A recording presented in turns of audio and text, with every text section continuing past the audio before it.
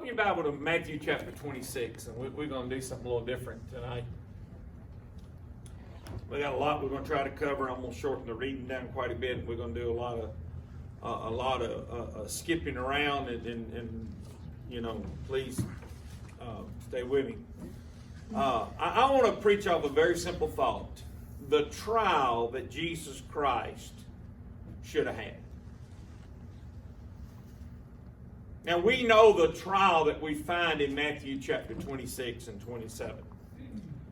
And it's a mockery from word go. Everything about that trial was bogus and bad. Everything about that trial was a setup and a trap. And it'd be sort of like in America. You know, our criminals have more rights than our victims do. Not only that, you can be a victim. And they take you in the courtroom and grill you like you're the suspect. You can end up with a guilty plea and have to turn state evidence, and you give them 8 names of influential leaders in our government and in our business world. Do they release those names? No. They put them under sealed record for the next 35 years. Ghislaine Maxwell turned over 8 Hollywood celebrities, business professionals, and politicians that had partaken with Jeffrey Epstein on Epstein Island. 8 pedophiles in Hollywood, influential, and government.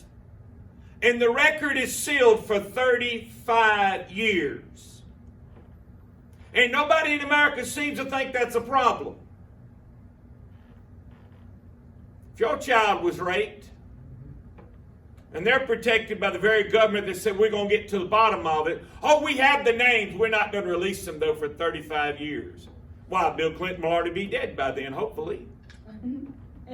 Hopefully the Antichrist will find some way to get rid of him, because we sure can't. I mean, we gave him Hillary and he's still alive.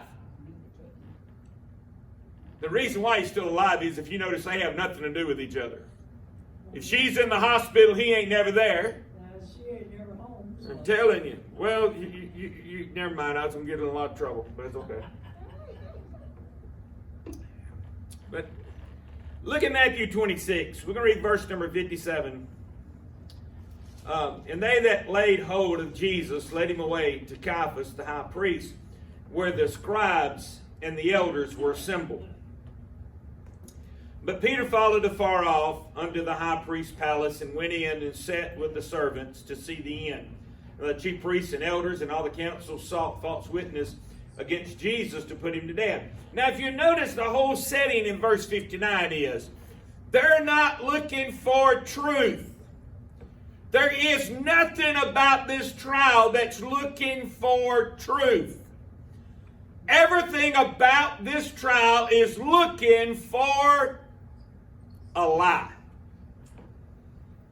At no time does the Sanhedrin come together and say, and the Pharisees all get together and say, listen, we're looking for some truth on Jesus Christ, that he's corrupt. No. They went out and looked for lies. Notice in verse 60, but found none. Yea, though many false witnesses came, yet found they none. At the last came 2 false witnesses and said, this fellow said, I'm able to destroy the temple of God and to build it in 3 days. That's the best they could come up with. Humanly speaking, this was the worst miscarriage of justice that ever took place that we have documented. Let me show you a couple of reasons why. This entire trial was illegal from the very beginning. First off, it was held at night and early morning when nobody would be there. It wasn't like the news media was going to cover it anyway. But if you notice everything they did, they went to the garden, they snatched him, they brought him to Caiaphas. Caiaphas, they all did their reasoning. Then they took him to Pilate in the middle of the night. Can't ever have a trial like that. You can't even, if you look in the old Westerns, the only time they got together in the middle of the night was not for trial, it was for a what? A lynching. We're not waiting for a trial, we're lynching him tonight. That's exactly what took place. There wasn't a trial, it was complete lynching. Number two, I don't know if you're aware of this or not. If you're a conservative, this is not the case. But if you're a liberal, you're innocent to proven guilty. Now, if you're a conservative, you're just guilty. It don't matter if you're not even there. Ask Trump about January 6th. He wasn't even there and told them, whatever you do, go down there and peacefully protest. They still are determined that he is guilty of insurrection. Of course, the last guy that they interviewed in the courtroom, he said, why don't you ask about the cops that opened the gate and told us to come on in? What are you talking about? Oh, we have it on video. Now all of a sudden they don't want to talk to him no more. They don't want the truth, they want a lie. And if you're conservative, you are guilty. Now, if you're a liberal, drug head, gangbanger, whatever, though you've raped 37 children, you're still innocent to proven guilty. We got to go in court and find you guilty. But, buddy, let me tell you something. If you're a father that loves his family, a mother that loves her children, and you go to the house of God and you want to see your children raised without being perverted in the world in which we live, you're a domestic terrorist. You'd be amazed how much money the FBI spent on investigating parents for protests and school board meetings. Your taxpayers, as taxpayers, we paid for the FBI and the U.S. Marshals to investigate parents that were protesting the perversion of their children. Sound like we need to have another trial around this place.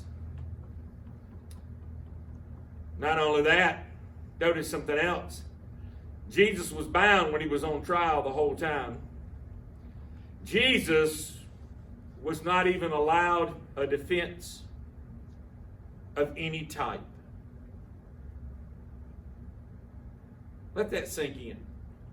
Christ was never invited to bring an attorney to help him. Christ was never invited to bring somebody to volunteer to speak on his behalf. Could you imagine what would happen today if somebody went to trial and was found guilty without an attorney?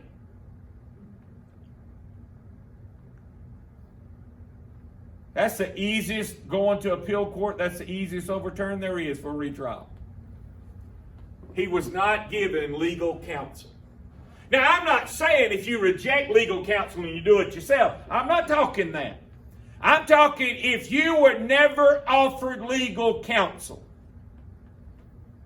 You were never offered an attorney at all, and we find you guilty of any crime, that's automatic appeal overturned instantly. Why? Because it's not a fair trial. A fair trial means somebody has to be there to speak something good about you, even if you're paying them to lie on your behalf. That's what an attorney is, in case you didn't know. Somebody you pay to lie about your character. Going to tell everybody you're better than you are. Because we know you're a piece of trash. Favorite one, I give you this one real quick. One of these defense attorneys got up there one day, had this police officer in this little witness booth over here. He walked up and he said, I want to ask you a few questions real quick. He said, was that alleyway dark? He said, yes, sir, it was. He said, I'm not trying to be ugly, but my client is black in a dark alleyway. He said, yes, sir. He said, how do you know that is my client over there, or you just picked out the first black guy to blame it on? He said, well, sir, He said, I gave him money to go buy drugs. And I told him he ain't leaving the car unless he gives me some ID. And the guy reached in his pocket and pulled out the guy's driver's license. He said, is that your client? Boom. It's over. You can argue a lot of things, but when you give me your driver's license to go purchase the drugs and I arrest you for it, guess who's going down? Paid an attorney to lie for you, and you mess it up yourself. Now, not only that, let me give you something else. Christ was not given an appeal process at all. The original Sanhedrin trial, the Roman trial, Herod, Pilate, and all, happened between dark the night before and shortly after daylight the next morning. Where did he have an appeal process? Never did. Never got to go to an appeals court. Now, that's one thing we in America have lost our mind on. You know, I like the way they used to do it. If you're found guilty of capital murder, which is a death row sentence, we ought to go through the appeal process in a matter of a couple of weeks. Within 4 to 5 weeks later, we take you in a room, we flip the switch, and put you out of this world into the next. We got people now on death row, some of them would die of old age on death row. Why? Well, we're still going through the appeal process. Why are we dragging it along so long? No. He's found guilty. He went to the appeals court. The appeal court said he's guilty. Guess what the next thing he needs to do is? He needs his appointment with the electric chair. Preacher, I don't like the electric chair. I don't neither. I want an electric couch and we can fry them 3 at a time. You want to cure prison overcrowding? Start flipping the switch a few times. And by the way, when you flip the switch, it ought to be on the local news media. I give you one real quick. When Bonnie and Clyde was shot all to pieces outside Arcadia, Louisiana, do you know what the Texas Rangers did with their vehicle? They loaded it up on the trailer.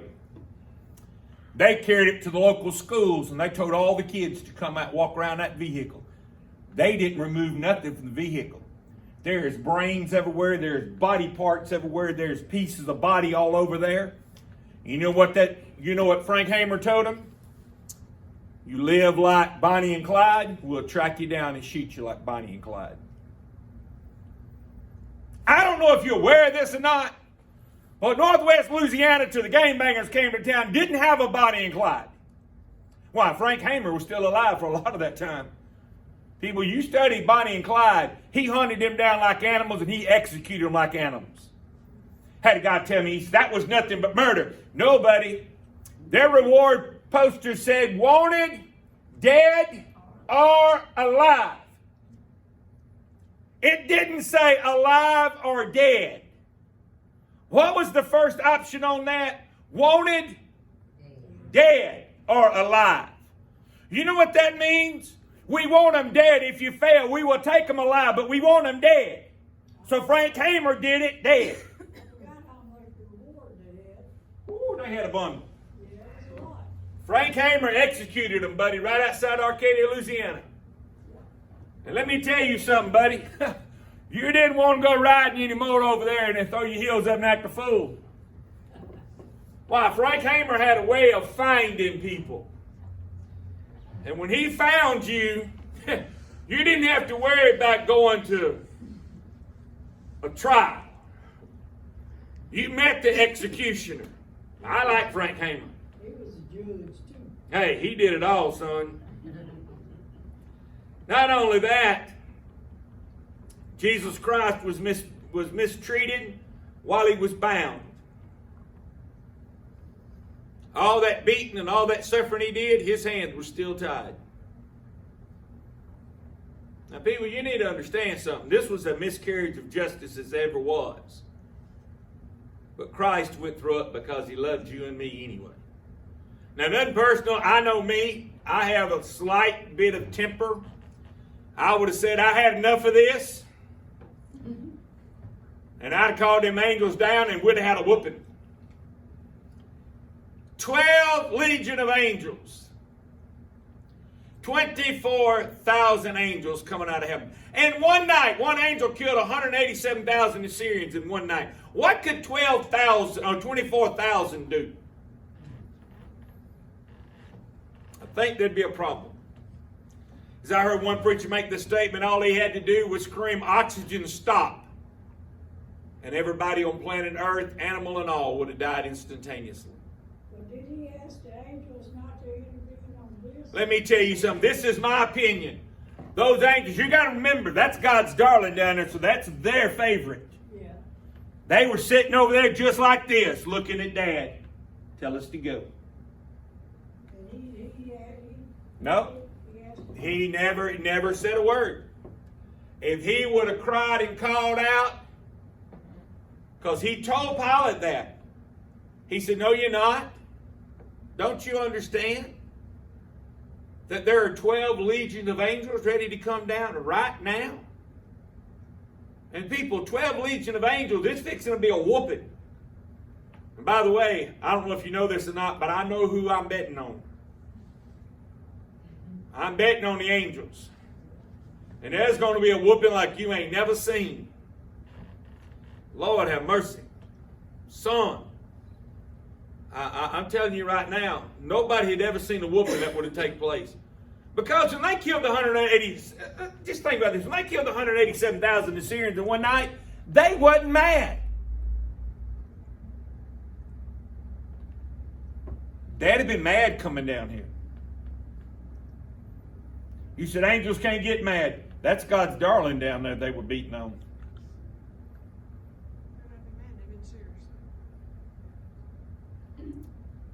You just stop and think what they'd have came down. They'd have came down with a divine purpose. And that'd have been a whooping like you ain't never seen a whooping. I mean, you know, when I was growing up, you had spankings. Then you had whippings. And then you had a whooping. A spanking was all right. You didn't cry much. 5 minutes later, you're up running around. Whipping, you probably ended up with a mark or two before it was over with. A whooping, you didn't think about sitting down for a week. still be sitting in water. Son, I'm telling you right now, you put on pants very gingerly. Why? Because you want to make sure they didn't hit certain spots. That's right. But I guarantee you, when you got a whooping, you didn't go back for a second one. Whoever told you no, yeah, buddy. So like I heard Ed Carter one time. He said, I cut school one day. He's an evangelist out of Tennessee. He said, I cut school one day. He said, back in the 60s, everybody could whip you. He said, I got whipped by the teacher. I got carried to the principal's office. I got whipped by the principal. He said, I got whipped by the vice principal. I got sent home. My grandmama whooped me. Mama got home. Mama whipped me. And then Mama looked at me with the worst words I've ever heard in my life. When Grandpa gets here, you're really going to get the whipping. He said, Grandpa got a hold of me. He said, I was never late for a class again, let alone skipped. People, I'm just telling you. Jesus Christ was beaten and abused while he was bound. Not only that, let me give you a few things, reason why. Number one, there was a religious program taking place. We talked about it a little bit this morning. Jesus Christ was going to destroy the complete Jewish religion as they knew it. Remember what he said in Matthew chapter 5? He came to fulfill every jot and tittle of the law. He didn't come to destroy it as they would think, destroy it. He came to fulfill it, but by fulfilling it, he was going to take away their money. They were making money off. Yeah, buddy. I told you this morning how much money that they were making money like crazy. You stop and you think how much money you could make at a corrupt church. When I was growing up, I don't even know if this guy's alive or not anymore, but y'all remember Reverend Ike? Reverend Ike, now people, this is back in the 60s and 70s. You could, for a $50 donation, he'd send you a prayer cloth with his name embroidered on it.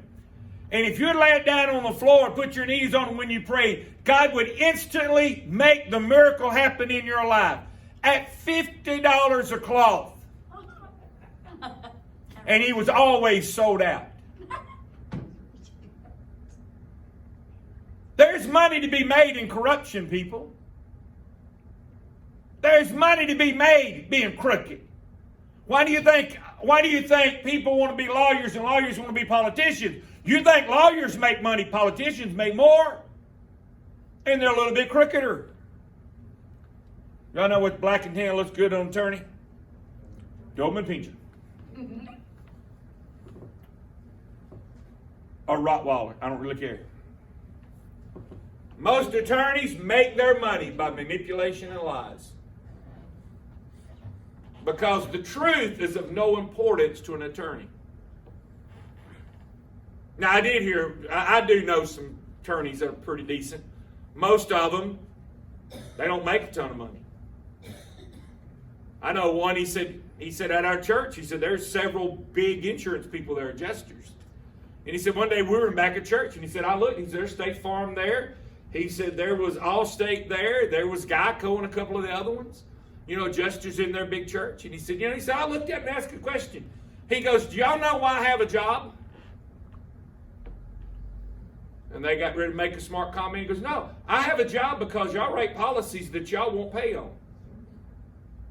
If you would pay your policy, what you have in writing, I would never work another day in my life. He's telling the truth. He's telling the truth. So it ain't just lawyers that are crooked. How about all these pharmaceutical companies that made all this money on this vaccine that doesn't work? And they're getting ready for another round. People, it's a cash cow. It's a constant influx of funds. Because the second crowd Jesus was fighting against was a political agenda, was it not? Yeah, that's what we're fighting now, a political agenda. Notice how they used religion and politics together. Notice in John chapter number 11.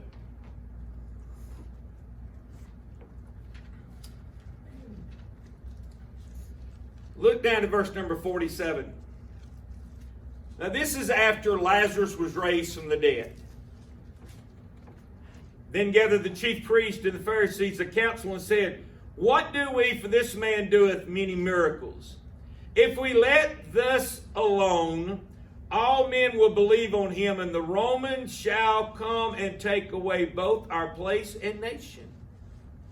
So now this religious program is now attached to a political agenda.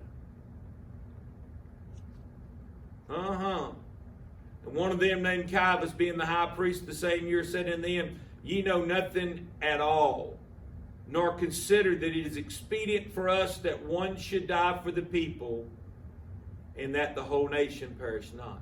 It's important we kill Jesus Christ, that the nation would not be destroyed by Rome. It's a political agenda that's attached to a religious program. See, if you're liberal today, they want you to buddy up with them. That's like all these churches that are reaching out and embracing the LGBT alphabet people. They're bringing them in by droves. They want you to think God loves you just as you are. What did he do to Sodom and Gomorrah? Wiped them off the face of this earth. What did Josiah do to the temple prostitutes and the homosexuals that was right next to the temple? Wiped them out. But we're trying to bring, why? We're trying to bridge this religious program and this political agenda together to where it's inseparable. Not only that, if you'll notice in the text, you see military thugs. They're the ones carrying out every part of this was the Roman soldiers. They carried out every element that Pilate said to be carried out. The scourging was Romans. The slapping on the face was Romans. The thorns that was placed on his head and pounded in with the reed was all by Roman authority. Roman thugs. Not a Jew one actually carried out the crucifixion. Not in any way. But they're held responsible for it. They're the ones that said, crucify him, crucify him, crucify him.